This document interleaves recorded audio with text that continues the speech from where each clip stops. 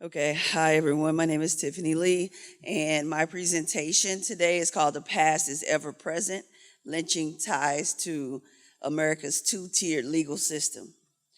On January 6, 2021, more than 2,000 people stormed our nation's capital in an attempt to overturn our democratic election, hang the vice president, and stop Congress from certifying the results of the 2020 presidential election. As a result of this mob violence, 5 people died. Despite this, all those charged with this attempted coup have been pardoned. In recent weeks, Trump has stated that he and other lawmakers are considering a compensation fund for the rioters because they were, quote, treated very unfairly. Despite all the news footage to the contrary, Trump has stated that the rioters acted peacefully and patriotically. Based on the news footage that we all saw, it is obvious that the rioters were not peaceful. However, there is a more important word in that quote. He stated that they were acting patriotically, which is acting in service of their country. This idea of a mob acting out of a perceived duty of reset law and order in America isn't new. Historically, white mobs have often acted with self-proclaimed duty to right perceived wrongs against white population. Tragically, this duty was violently directed at Black communities through lynchings, killings, robberies, and destructions of Black homes, and perpetrators were given little to no punishment. The perceived threat to democracy was often the Black man and woman labeled as criminals simply for attempting to assert their rights. This unequal protection under the law and unequal application of the law as it pertains to mobs and anti-Black violence continues. In fact, mob violence has been linked to a two-tiered legal system that continues to this day.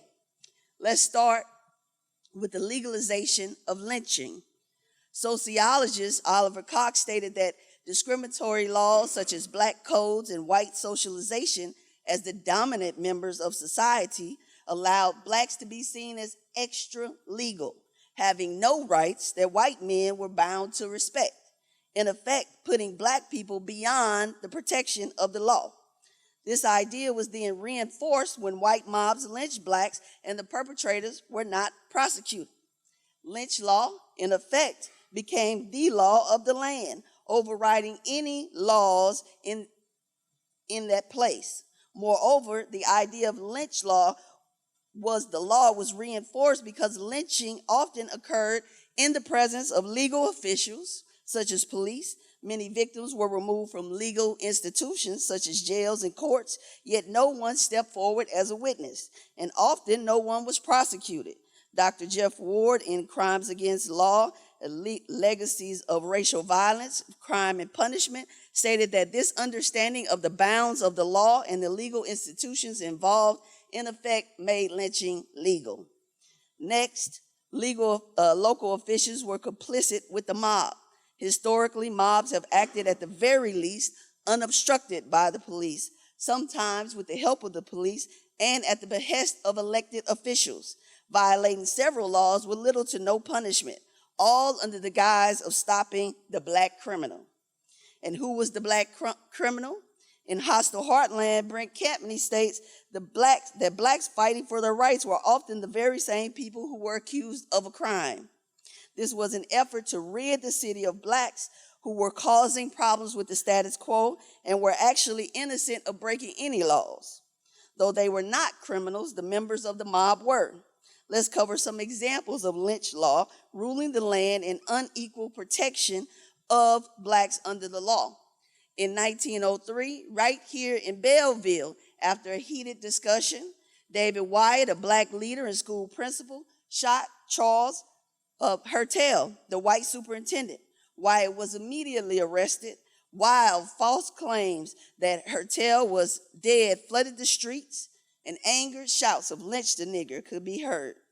The mob broke into the prison, drugged Wyatt out, and lynched him as St. Clair County officials, the state's attorney, and the Belleville police looked on. They burned his body and threw his remains in a dumpster.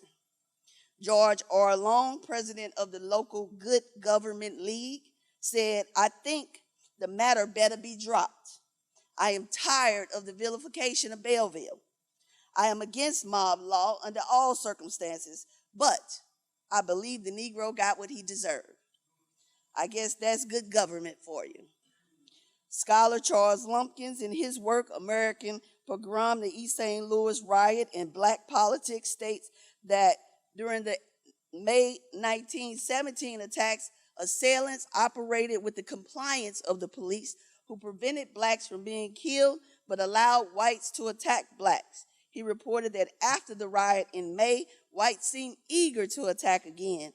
They ultimately would in July of that same year. Ironically, it was blacks' attempts to protect themselves that would lead to the second riot in July. Racial violence had been an ongoing occurrence in East St. Louis. Whites were conducting drive-bys in black neighborhoods, and on July 1st, 1917, black citizens, in an attempt to protect themselves against what they perceived was another drive-by, shot at a car racing through the neighborhood and killed a white police officer. On July 2nd, 1917, white mobs took to the streets indiscriminately, killing men, women, and children. The violence continued through July 3rd, 1917. Many of the white police officers and the National Guardmen who were called in to stop the riot participated in the violence. There was not only an unequal protection under the law. By 1918, it also became clear that one government agency, to them that there might also be unequal application of the law when it came to black citizens. The United States Census Bureau noted a troubling racial disparity in the legal system. While black people made up only 11% of the population, they constituted 22% of the inmates in prisons, jails, and workhouses. The Bureau itself questioned whether this difference was, at least in part, due to discrimination by the community and the courts. The report stated, while these figures will probably be generally accepted as indicating that there is more criminality and law breaking amongst Negroes than amongst whites, and while that conclusion is probably justified by facts, it is a question whether the difference may not be to some extent the result of discrimination in the treatment of white and Negro offenders on the part of the community and the courts. While this statement is very timid in its accusation, in 1918 we must understand that racism was natural. Therefore, a government agency questioning whether criminal justice was discriminating against blacks illustrates a concern that should have been taken seriously. In the late 1930s, Dr. Gunnar Myrdal answered the question that the Bureau had posed. According to the article Race, Crime, and Punishment in the 20th and 21st Centuries by Dr. Cassia Spahn, Dr. Myrdal was invited by the Carnegie Corporation to undertake a comprehensive study of the Negro in the United States. Myrdal's examination of the courts, sentences, and prisons documented widespread racial discrimination. Myrdal noted that Southern courts failed to provide black defendants with competent lawyers, imposed prohibitively high bail on black defendants, this still happens today, and engaged in quasi-legal tactics to preserve the all-white jury. He noted that grand juries routinely refused to indict whites for crimes against blacks, and that whites who were indicted for crimes against blacks were rarely convicted, and those who were convicted received light sentences. He also pointed out that blacks convicted or even suspected of crimes against whites were subject to the harshest treatment. According to Myrdal, if the crime was serious and there was a threat of lynching, the court makes no pretense at justice. The Negro must be condemned, and usually condemned to death before the crowd gets him. Moving forward, in 1953, the Tuskegee Institute closed its investigation on lynching, and in its report stated that lynching, as traditionally defined and as a barometer for measuring the status of race relations in the United States, seems no longer valid as an index. They suggested that there should be an investigation into other illegal activities directed towards blacks. However, Dr. Meyer, in the article Lawyering in the Age of Lynching, offered a different perspective. She stated that public lynchings ended because the law, which includes police, courts, and jurors, could be trusted to deliver the same outcomes without the need for mob violence. So essentially, Myers posits that lynching could in effect continue under the guise of our current judicial system. There is some evidence that support Myers' theory that lynch law transitioned into the law as we know it. Blacks have made up significant larger proportions of offenders sentenced to death and executed, both historically and in more recent years. Dr. Spahn states that there is clear and convincing evidence of racial disparities in the application of the death penalty. Of the 1,338 prisoners executed from 1977 through 2013, 35% were black, although blacks only make up 13% of the population. These disparities are particularly pronounced for rape. The death penalty for rape was ruled unconstitutional in 1977. Prior to this, according to the U.S. Department of Justice, among those accused for rape from 1930 to 1972, 89%, equivalent to 405 of the 455 who were executed, were black men. In Louisiana, Mississippi, Oklahoma, Virginia, West Virginia, and in D.C., they executed 66 black men for rape, but not a single white man. Moreover, scholars are now studying the lingering effects of anti-black violence and lynching. They have found compelling evidence on the relevance of historic anti-black violence on the number of racial disparities within our current legal system. According to Ward, several recent studies show relationship between racial violence and policing, including racial disparities in arrest and lethal police force. They found that an area's history of lynchings predicts contemporary police shootings of black civilians. Moreover, studies have found that the legacy of lynching within a community sustains appetites for harsh punishment and the devaluation of individuals perceived as offending socio-legal norms. In other words, the bloodlust of the mob has been co-opted by our current legal system. The current law is, in fact, a mutation of mob law.